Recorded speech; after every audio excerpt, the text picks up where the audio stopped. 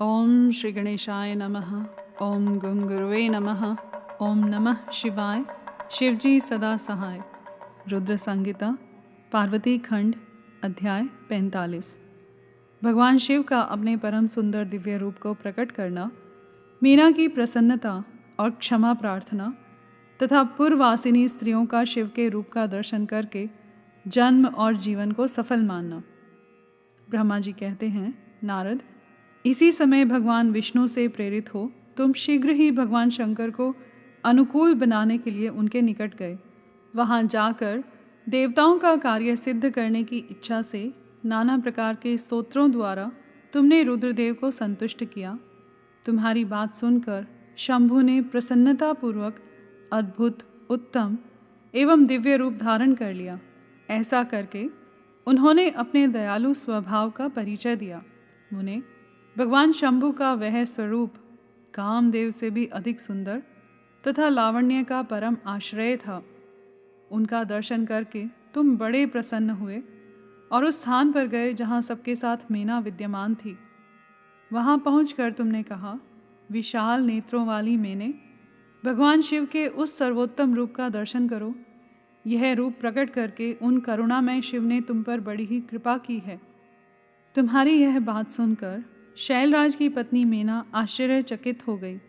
उन्होंने शिव के उस परमानंददायक रूप का दर्शन किया जो करोड़ों सूर्यों के समान तेजस्वी, सर्वांग सुंदर, विचित्र वस्त्रधारी तथा नाना प्रकार के आभूषणों से विभूषित था। वह अत्यंत प्रसन्न, सुंदर हास्य से सुशोभित, ललित लावण्य से लसित, मनोहर, गौरवर्ण, द्युतिमान तथा चंद्रलेखा से अलंकृत था। विष्णु आदि संपूर्ण देवता बड़े प्रेम से भगवान शिव की सेवा कर रहे थे। सूर्यदेव ने छत्र लगा रखा था। चंद्रदेव मस्तक का मुकुट बनकर उनकी शोभा बढ़ा रहे थे। इन सब साधनों से भगवान शंकर सर्वथा रमणीय जान पड़ते थे। उनका वाहन भी अनेक प्रकार के आभूषणों से विभूषित था। उनकी महाशोभा का वर्णन नहीं हो सकता था। गंगा और यमुना भगवान शिव को सुंदर चंवर ढुला रही थी और आठों सिद्धियां उनके आगे नाच रही थी। उस समय मैं, भगवान विष्णु तथा इंद्र आदि देवता अपने अपने वेश को भली भांति विभूषित करके पर्वतवासी भगवान शिव के साथ चल रहे थे। नाना रूपधारी शिव के गण खूब सज धज कर अत्यंत आनंदित हो शिव के आगे आगे चल रहे थे। सिद्ध, उपदेवता, समस्त मुनि तथा अन्य सब लोग भी महान सुख का अनुभव करते हुए अत्यंत प्रसन्नता पूर्वक शिव के साथ यात्रा कर रहे थे। इस प्रकार देवता आदि सब लोग विवाह देखने के लिए उत्कंठित हो खूब सज धज कर अपनी पत्नियों के साथ परब्रह्म शिव का यशोगान करते हुए जा रहे थे।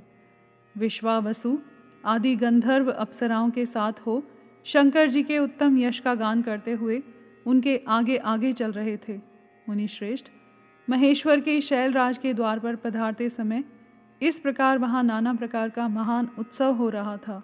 मुनीश्वर, उस समय वहाँ परमात्मा शिव की जैसी शोभा हो रही थी, उसका विशेष रूप से वर्णन करने में कौन समर्थ हो सकता है। उन्हें वैसे विलक्षण रूप में देखकर मीना क्षण भर के लिए चित्रलिखी सी रह गई।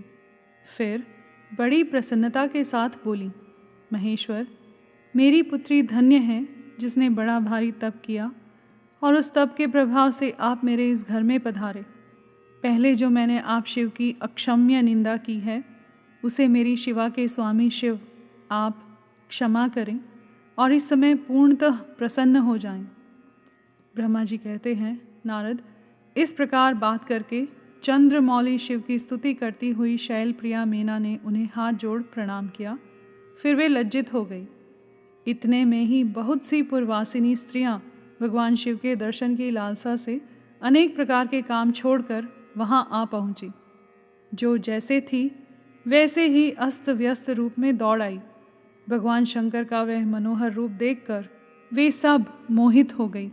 शिव के दर्शन से हर्ष को प्राप्त हो प्रेम पूर्ण हृदय वाली वे नारियां महेश्वर की उस मूर्ति को अपने मनोमंदिर में बिठाकर इस प्रकार बोली।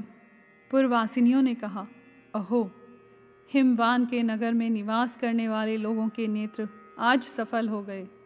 जिस जिस व्यक्ति ने इस दिव्य रूप का दर्शन किया है, निश्चय ही उसका जन्म सार्थक हो गया है। उसी का जन्म सफल है और उसी की सारी क्रियाएं सफल हैं, जिसने संपूर्ण पापों का नाश करने वाले साक्षात शिव का दर्शन किया है। पार्वती ने शिव के लिए जो तप किया है, उसके द्वारा उन्होंने अपना सारा मनोरथ सिद्ध कर लिया। शिव को पति के रूप में पाकर ये शिवा धन्य और कृतकृत्य हो गई। यदि विधाता शिवा और शिव की इस युगल जोड़ी को सानंद एक दूसरे से मिला न देते तो उनका सारा परिश्रम निष्फल हो जाता। इस उत्तम जोड़ी को मिलाकर ब्रह्मा जी ने बहुत अच्छा कार्य किया है। इससे सबके सभी कार्य सार्थक हो गए। तपस्या के बिना मनुष्यों के लिए शंभु का दर्शन दुर्लभ है। भगवान शंकर के दर्शन मात्र से ही सब लोग कृतार्थ हो गए। जो सर्वेश्वर गिरिजापति शंकर का दर्शन करते हैं, वे सारे पुरुष श्रेष्ठ हैं और हम सारी स्त्रियां भी धन्य हैं। ब्रह्मा जी कहते हैं, नारद, ऐसी बात कहकर उन स्त्रियों ने चंदन और अक्षत से शिव का पूजन किया और बड़े आदर से उनके ऊपर खीलों की वर्षा की। वे सब स्त्रियां मेना के साथ उत्सुक होकर खड़ी रहीं और मेना तथा गिरिराज के भूरी भाग्य की सराहना करती रही।